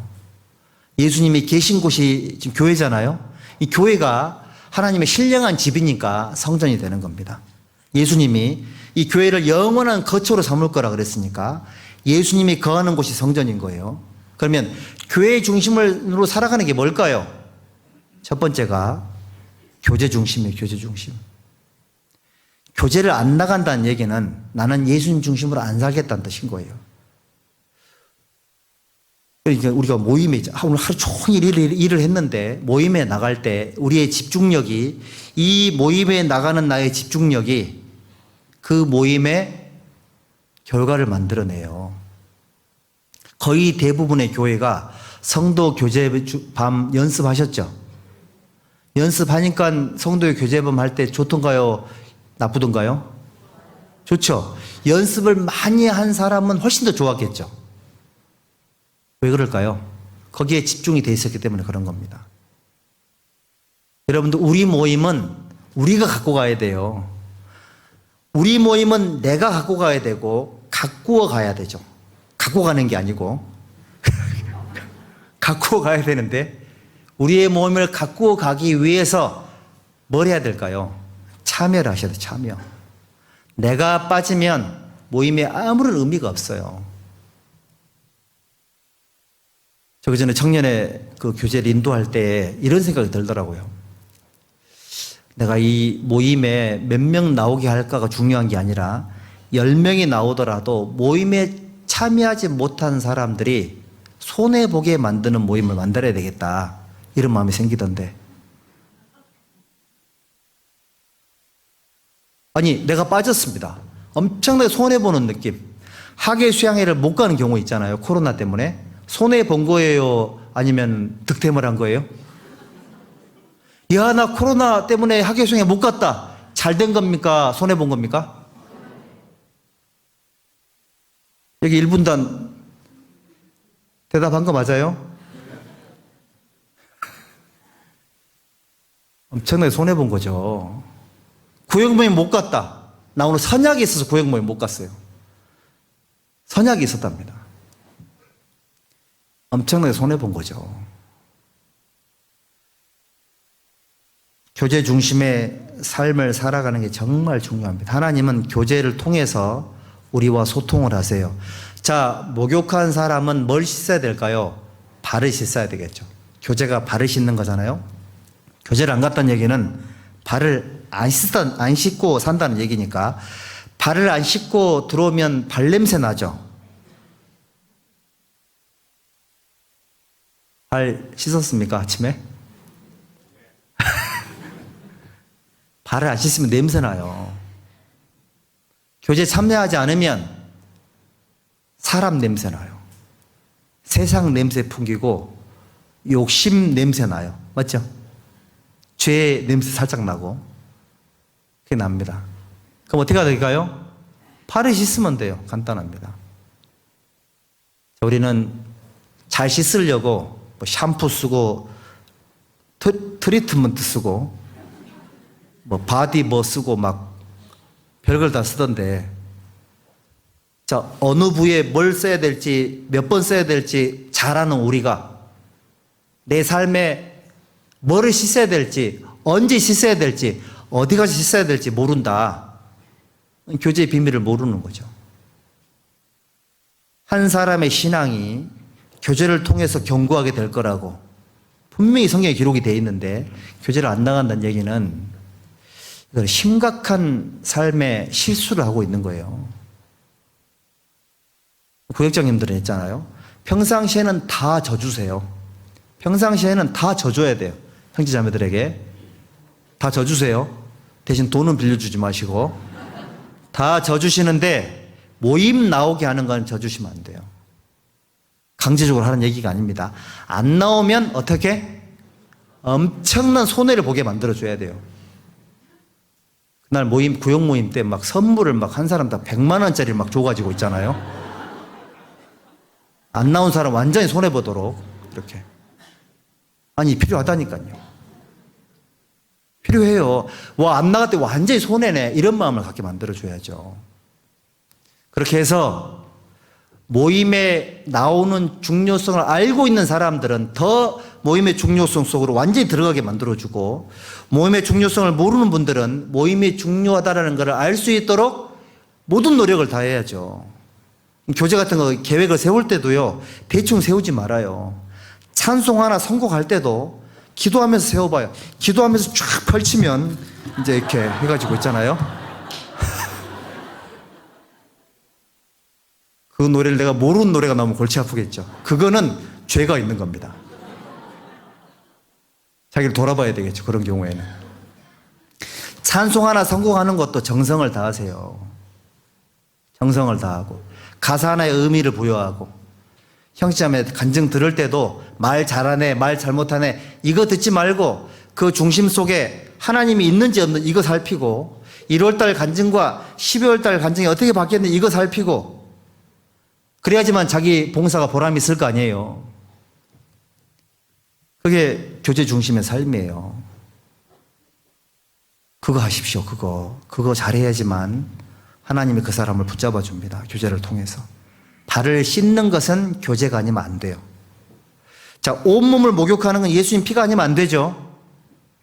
발을 씻는 것도 교제가 아니면 안 되게 되어 있습니다. 그리고 교회 중심의 삶이 두 번째가 뭐냐면 봉사 중심이에요. 봉사 중심. 여기 로마서 12장 1절에, 로마서 12장 1절이죠.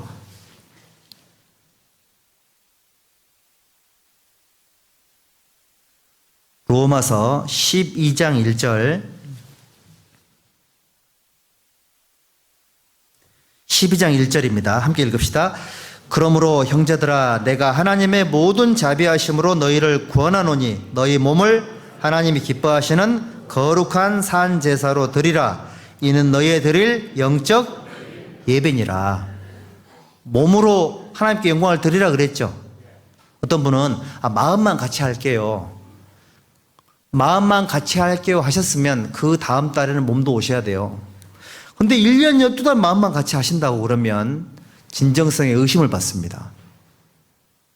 구원을 받고 나서 교회 안에 봉사 직분이 없으면 계속 손님이에요. 계속 손님입니다. 교회 내가 가면 뭐라도 내가 할 수 있는 일이 있어야 돼요. 그래야지만 뭔가 삶에 도움이 됩니다. 회사를 출근했는데 할 일이 없어요. 할 일이 없다고 해봅시다. 사장님이거나 아니면 잘리기 일보 직전이거나 둘 중에 하나겠죠? 교회 갔는데 할 일이 없어요. 5년, 10년 동안 할 일이 없습니다. 이거 지금 잘 살고 있는 거 아니죠? 내가 교회 가면 내가 정수기에 물통은 내가 버려야 되겠다. 내 교회 가면 바닥에 있는 쓰레기는 내가 주워야 되겠다. 화장 청소는 내가 해야 되겠다. 그런 마음의 각오가 없었다면 새해에는 있잖아요. 교회에 손님처럼 왔다 갔다 하는 분들이 없었으면 좋겠어요. 본인의 신앙을 위해서 우리 모두는 봉사 직분이 필요합니다. 교회당 가면 내 영역이 있어야 돼요. 할 일. 예수님이 이렇게 말씀하시죠. 나의 양식은 나를 보내신 이의 뜻을 행하며 그의 일을 온전히 이루는 것이니라. 이렇게 말씀을 하셨죠.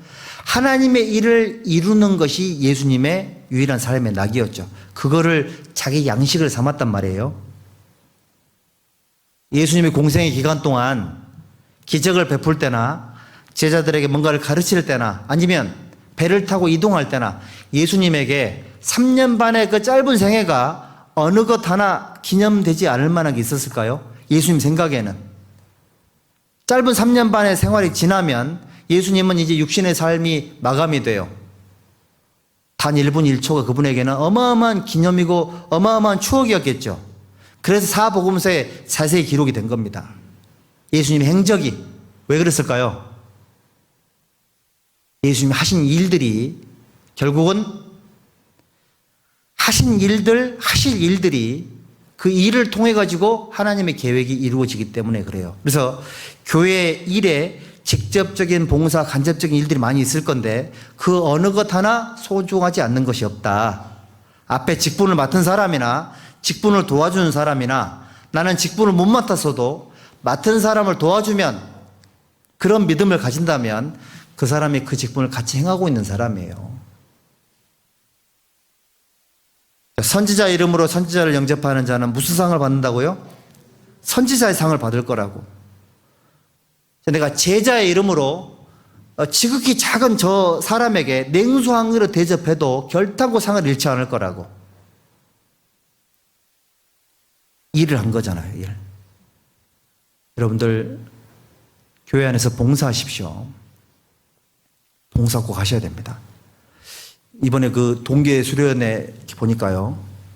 이게 동계 수련회의 핵심은 말씀인데 제가 오해한 거겠지만 찬양의 밤을 위해서 오신 것 같은 그런.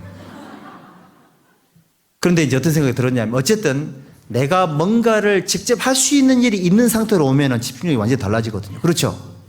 내가 최소한 그 시간만큼 내가 이 무대에 서니까 완전히 달라지죠. 그 일이 없었으면 재미없어요. 제가 생각을 해보니 내년에는 아마 혹시 하게 된다면 아마 내년에는 더 엄청난 뭔가 준비가 될 것 같아요. 내년에 뭐 상금을 걸어야 되나? 이런 생각이 들기도 하고. 왜냐하면 우리 형제자매들의 그 마음이 느껴져서 너무 좋아요. 하나님 앞에 나올 때 뭔가 일거리를 가지고 오고 일을 만들어서 오시고 얼마나 보기 좋습니까? 그 모습이 하나님이 되게 아름답게 볼 거다라는 생각이 들어요. 그리고 교회 안에서 세 번째 중요한 게 뭐냐면 협조와 협력입니다. 예수님이 12제자를 불렀을 때 베드로에게 했던 첫 번째 말이 뭔지 아세요? 나를 따라오너라 그랬죠. 나를 따라오너라. 베드로 너 지도자, 교회 지도자가 되라. 나를 위해서 대신 죽어줘라. 그런 말 안 했죠. 리더가 되라고 그랬습니까? 따라오라 그랬습니까? 따라오라 그랬죠. 여러분들 교회에서 리더가 돼야 될까요? 따라가는 사람이 돼야 될까요? 리더가 되기를 원하시는 분들은 따라가는 쪽에서 마스터가 되셔야 돼요. 따라가지 못하는 사람이 리더가 되면 하나님을 힘들게 할 수 있습니다. 잘 따라가는 사람이 훌륭한 리더가 될 수 있습니다.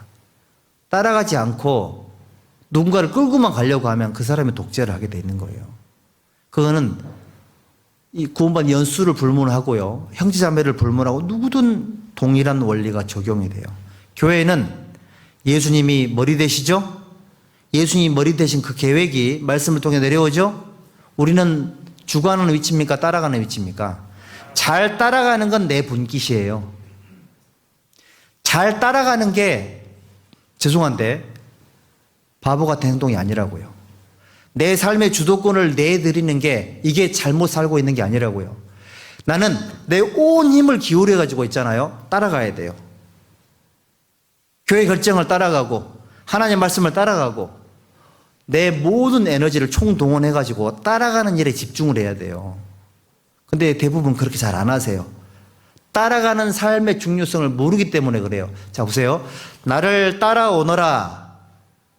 왜 그렇게 말씀하셨죠? 내가 너희로 사람을 낚는 어부가 되게 하리라. 만약에 따라가지 않았다면 사람 낚는 어부가 될까요? 못 될까요? 안 되는 거죠. 하나님이 누군가를 불렀을 때 목적이 있을 거 아닙니까? 나를 불렀다면, 내가 구원을 받았다면 나를 향한 목적이 있을 건데, 그러면 안 따라가면 우리 형제님, 자매님들 통해서 누군가를 전도하고 싶었던 하나님의 계획이 사라져요. 자, 이 형제를 교회에서 크게 쓰고 싶은데 안 따라가요. 미완의 대기로 멈춥니다. 슈퍼맨이 돼야 되는데 항상 원더보이예요. 그래가지고 되겠냐고요.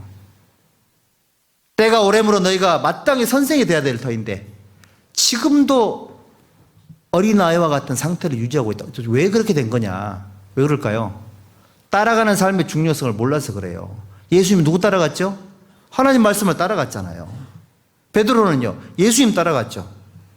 우리 앞에 신앙생활했던 모든 믿음의 선배님들은 전부 다 하나님을 따라갔습니다.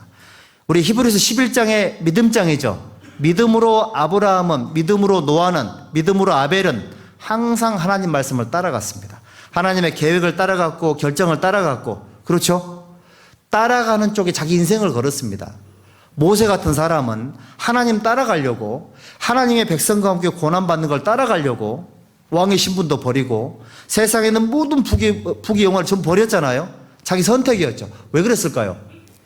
세상의 왕, 리더가 되는 것보다 하나님의 백성을 따라가면서 고난받는 것이 훨씬 더 큰 상이 될 거다라는 믿음이 있었던 거죠.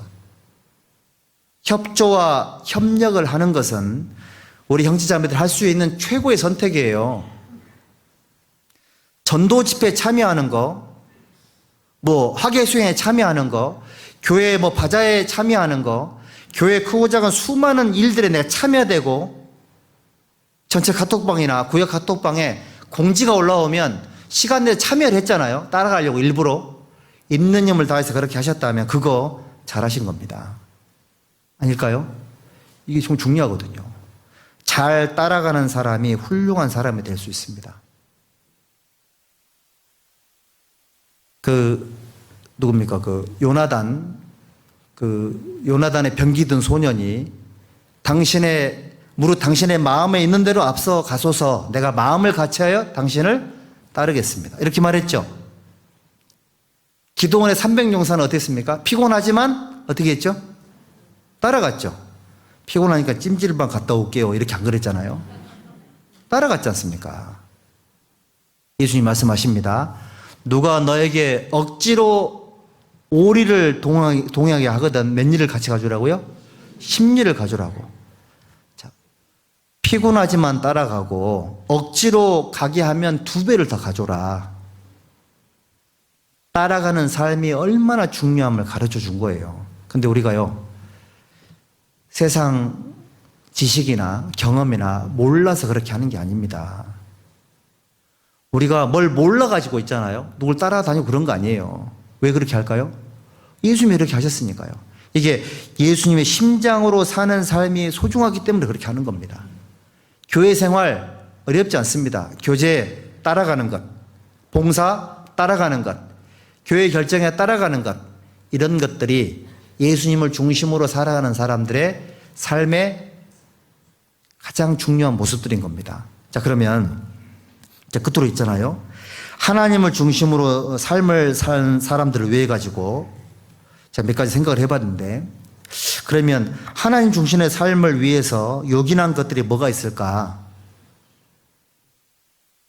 첫 번째가 뭐냐면 하나님의 교회에 뿌리를 내리셔야 돼요.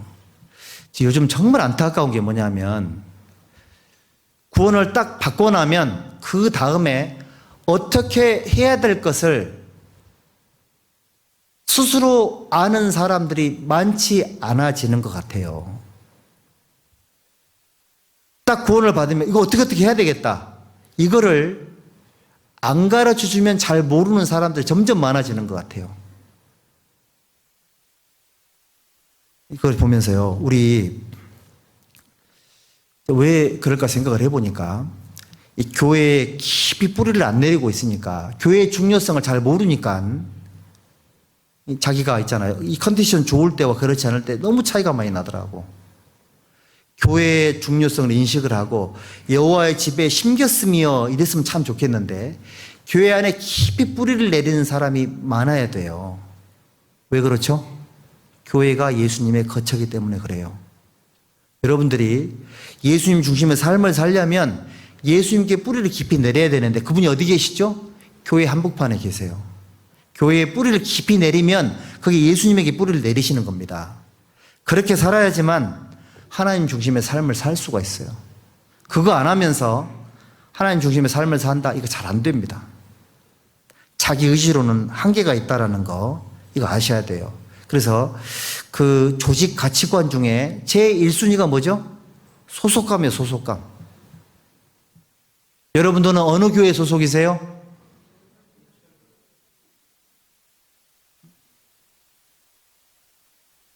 금방 끝낼 테니까.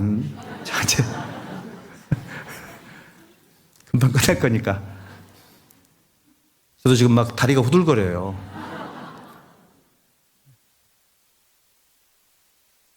우리 구미 권역에 신앙생활 하시는 우리 형제 자매님들은 내년에 교회에 좀 깊이 뿌리를 내리세요. 예수님의 심장이 교회 한복판에 있으니까 거기에 좀 뿌리를 내리세요. 교회의 중요성을 깨닫게 해달라고 좀 기도 좀 해봐요. 교회가 정말 귀한 걸 아는 사람들은 거기에 자기 전부를 다 갖다 바쳐도요, 처지 아깝지가 않아요. 이 하나님 중심에다가 내 삶을 던지는 게 이 정상이잖아요, 정상. 그런 정상적인 삶을 사는 게 마음속에 소원이 돼야 돼요. 뿌리를 깊이 내리셔야 돼요. 소속감이 필요합니다. 소속감. 나는 예수님 소속이고 예수님 함께하고 있는 그 교회 소속이니까 그 속에 깊이 뿌리를 내리셔야 돼. 그래서 있잖아요, 혹시 자기 교회 식구들끼리는 자기 교회 욕해도 괜찮은데 다른 교회 식구한테 우리 교회 욕하면은 이건 소속감이 문제가 있는 겁니다. 이거는 그 흉을 봐도 담 넘어가지 않도록 그렇게 지혜롭게 흉을 보셔야 돼. 아셨죠? 내 귀에 들어오기만 해봐라. 이런 지혜가 필요해요. 우리 모두는 다 그런 마음들이 있거든요. 여러분들 교회에 깊이 뿌리를 내리세요. 소속감이 없으면 신앙생활 잘못하고 있는 겁니다. 예수님은 교회를 자기 영원한 거처로 삼게 하셨으니까 예수님 소속은 어딜까요? 예수님 교회에 속해 있는 거잖아요. 교회는 예수님에게 속해 있는 거고 뿌리를 깊이 내리셔야 되겠죠. 그 다음에 두 번째가 뭐냐면 열린 마음이 필요합니다. 열린 마음. 왜 제가 이렇게 말씀을 드렸냐면 성장이 있고 성숙이 있잖아요. 성장은 개인적인 영광이죠. 성숙은 내가 성장하면 개인적 영광인데 성숙은 타인에게 하나님에게 영광을 돌립니다. 예를 들면 과일나무가 우리 그리스도 유실수잖아요. 유실수가 엄청나게 크게 성장을 했습니다. 자기 영광이 있습니다. 근데 과일이 없네. 얘가 유실수인데. 그러면 성숙이 안 된 거죠. 겁나 이해 잘 되지 않습니까? 신앙생활 하시면서 내가 성장하는 거 세월이 지나면 다 성장해요. 경험치 쌓이니까. 그런데 성숙이 필요해요. 성장과 성숙이 된다. 이 얘기는 교회를 깊이 이해한다는 뜻이니까 그렇게 되면 어떻게 되냐면 이 사람은 항상 배우는 마음을 가져요. 열린 사고 체계를 가져야지만 배타적인 마음이 사라져요. 우리도 모르게 배타성을 갖는 이유는 열린 마음이 아니어서 그래요. 폐쇄 체계 속에 있으면 생각이, 그러니까 자기의 삶의 가치관이 배우려고 하는 마음, 받아들이려고 하는 마음이 없으면 성장은 할지는 몰라도 성숙이 안 돼요. 성숙한 그리스도인들이 많아야지만 덕이 되고 거기에 하나님이 일을 더 많이 하세요. 열린 마음 체계를 가지세요. 받아들이려고 하고 배우려고 하고, 그리고 받아들이고 배우는 과정이 힘들지만 당연히 배우는 건 대가를 지불해야죠. 쉽게 배워지는 게 있냐고요. 야, 정말 좋은 경험했다. 어떤 분이 그러시더라고. 굉장히 좀 똑똑하신 분이신데 자기보다 더 똑똑한 사기꾼한테 1억을 사기를 당한 거예요. 하는 얘기가 좋은 경험했다고. 제가 옆에서 듣고 있다가 아이고 저 1억을 교회 헌금 여러분들 그렇게 경험하는 게 별로 안 좋은 겁니다. 그거는 이게 좀 우리가 좀 열린 사고 체계를 갖고 있잖아요. 밀어내지 말고 어떻게 흡수할 수 있도록 이렇게 마음을 바꿔주면 교회 중심을 사는 도움이 돼요. 왜 그래야 되냐면 성장은 하는데 성숙이 멈춰버리신 분들이 많이 계세요. 그러면 경험 속에 갇히세요. 그러면 하나님이 뭔가 하시는 게 안 보여요. 다 좋아하는데 본인만 불편한 마음 가질 수 있거든요. 정말 안 그랬으면 좋겠고요. 그리고 세 번째가 뭐냐면 예수님이 성전에 들어오셔가지고 거기 막 그 짐승 팔고 돈 바꿔주고 하는 그 상을 어떻게 했습니까? 야야 상 치워라 그랬습니까? 막 채찍 휘두르면서 엎었습니까? 엎었죠. 때로는요 성전 개혁이 필요합니다. 내 자신 속에 채찍을 가야 될 때가 있어요. 자기 신앙생활도 좀 엎어요. 개혁을 하시라고. 돈통도 엎어버리고 짐승 다 쫓아내고 그런 개혁을 하는 게 정기적으로, 근데 매일매일 그렇게 하면 안 됩니다. 그럴 때가 필요하다니까요. 독수리가 보통 70년, 80년 사는데 40년쯤 되면 새 부리가 이렇게 꺾여요. 쪼을 수가 없어요. 이 새 부리가 자기 목을 향해 있거든요. 발톱도 이렇게 오그라져가지고 뭘 움킬 수가 없어요. 이미 움켜져 있거든. 그리고 이게 너무 이 털이 무거워가지고요. 날 수가 없어요. 어떻게 하냐면 얘가 지금 결정을 해야 되는 겁니다. 이대로 죽을 건지 아니면 새로운 삶을 살 건지. 결심을 마친 독수리가 산 높은 꼭대기에 올라간답니다. 자기 부리를 바위에다 확 내리친답니다. 부리가 깨지겠죠. 빠지고 새로운 부리가 나오면 그 부리를 가지고 자기 발톱을 뽑는데요. 그리고 발톱 뽑고 나서는 자기 무게를 짓누르고 있는 독수리의 생명의 속도잖아요.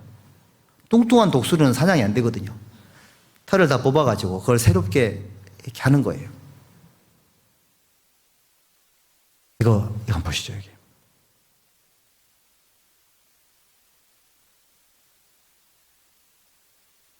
이거 아닌데.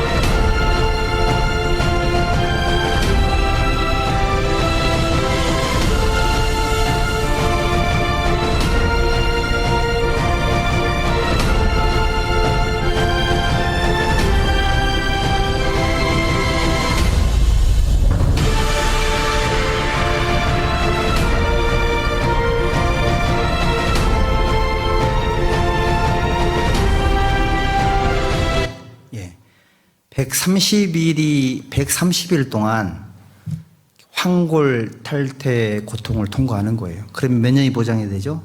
40년이 보장이 되는 겁니다. 우리가 신앙생활 하면서 있잖아요. 교회에 정말 열심히 오셨던 분들, 세월 지나니까 솔개 부리처럼 부리가 문제 생긴 분들이 있죠. 발톱도 문제가 생기고 뭔가 무겁고, 그런 분들은 개혁을 하셔야 됩니다. 내가 정말 하나님 앞에 더 새로워지기 위해서 어떤 희생을 지불해야 될까 고민 한번 해보세요. 시편 103편 이것만 보고 마칩시다. 시편 103편 2절.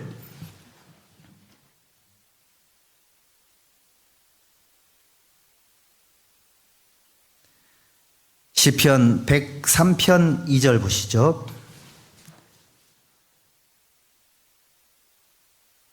함께 읽읍시다. 내 영혼아 여호와를 송축하며 그 모든 은택을 잊지 말지어다. 5절 함께 읽읍시다. 좋은 곳으로 내 소원을 만족케 하사 내 청춘으로 독수리같이 새롭게 하시는도다.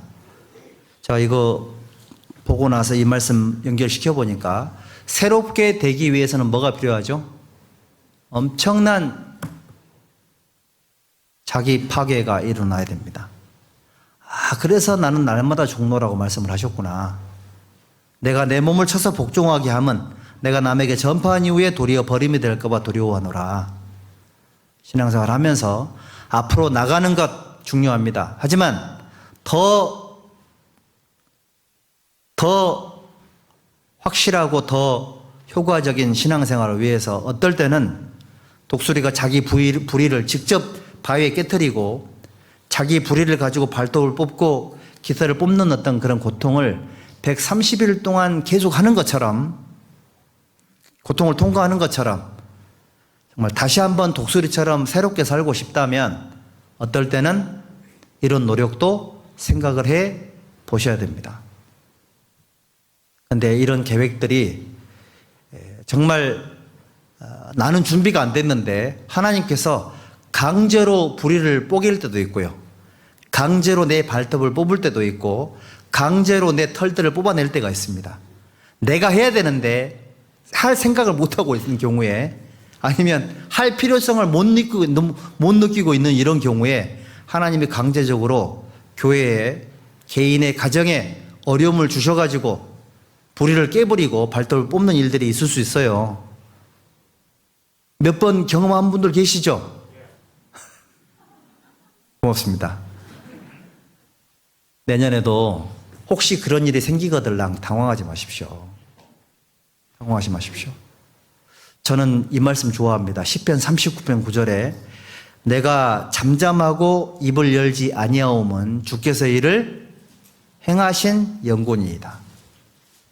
교회 안에서 예수님이 거처를 삼고 계시니까 2023년 우리 권역의 9개 교회에 하나님의 계획이 반드시 있을 것이고, 그 속에는 수많은 희로애락이 동시에 하나님 우리에게 선물로 주실 건데 당황하지 마시고, 좋은 일들이 있을 때는 하나님께 영광을 돌리시고, 정말 힘들고 어려운 일을 만났을 때 혹시 나에게 무슨 문제가 있는지 돌아보고 필요하면 자기 부리를 깨트리고 발톱도 뽑아내고 해가지고 더 새로워진 마음으로 남은 40년이 보장된다라는 거, 이거를 생각을 해보시면 내년에 다가올 그 어떤 일들도 모두가 다 은혜로 여겨질 거다라는 그런 생각이 듭니다. 일단 올 한 해도 너무 고생을 많이 하셨고, 새로운 한 해에도 여러분들의 모든 마음속에 있는 선한 소원들이 다 이루어지기를 바랍니다. 어떤 세 사람이 신에게 가서 자기 소원을 얘기를 했답니다. 첫 번째 사람의 소원이 뭐였냐면, 저는 그 세상 사람들이 인기가 많은 스타가 되고 싶습니다 했고, 두 번째 사람은 자기는 왕이 돼서 마음대로 좀 다스려보고 싶다고 얘기를 했답니다. 그 세 번째 사람이 가만히 보니까 자기는 스타도 되고 싶고 왕도 되고 싶은 겁니다. 저는 저 두 사람이 하고 있는 걸 다 하고 싶습니다 그랬더니 스타킹이 됐답니다.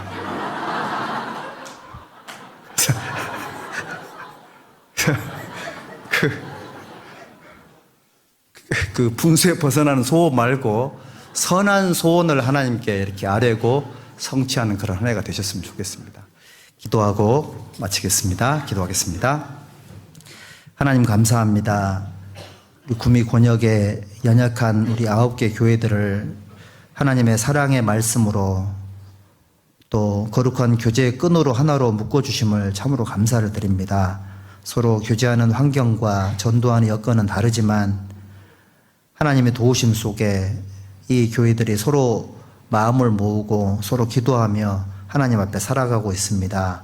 다가오는 2023년 우리 모든 권역의 교회들 일일이 하나님의 은혜로 보살펴 주시고 수많은 어려움과 고난의 시간들을 통과하는 교회들, 말 못할 고통 속에 있는 수많은 교회들 일일이 그 모든 어려움을 보듬어 주셔서 그 어려움 너머에 큰 하나님의 뜻이 있음을 알 수 있도록 믿음으로 인도해 주시고 항상 감사함으로 나아갈 수 있도록 도와주시옵소서. 그리고 새해에는 더 많은 영혼들을 우리 권역에 있는 교회들에게 붙여주시고 모든 교회가 그 하나님의 계획들을 능히 감당할 수 있도록 세워주시고 친히 역사해 주시기를 간절히 소망합니다.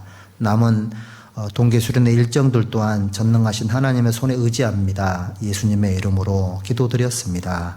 아멘.